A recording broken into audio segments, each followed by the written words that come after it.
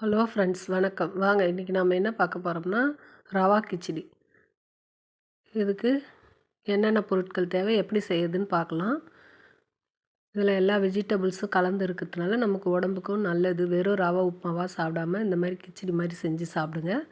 இதுக்கு நான் 1 டம்ளர் ரவா இன்றைக்கி 2 பேர் சாப்பிட்ற அளவுக்கு எடுத்திருக்கேன். 4 முந்திரி, உளுந்து, கடலைப்பருப்பு, ஒரு சின்ன பட்டை, லவங்கம், ஏலக்காய், கேரட்டு, பீன்ஸு, பூண்டு, இஞ்சி வேணுன்னா போடலாம், நான் போடலை. வெங்காயம், சின்னதாக ஒரு தக்காளி.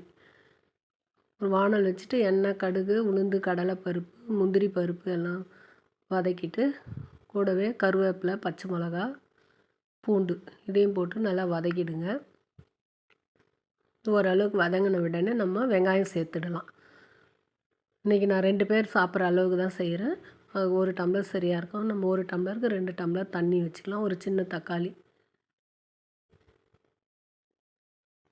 போட்டுட்டு இது வதங்கிறதுக்கு உடனே உப்பு போடணும். அது மிஸ் பண்ணிட்டேன் வீடியோ. அடுத்து கேரட்டு, பீன்ஸ் எல்லாம் கட் பண்ணி வச்சுக்கிது சேர்த்து அதையும் வதக்கிடுங்க.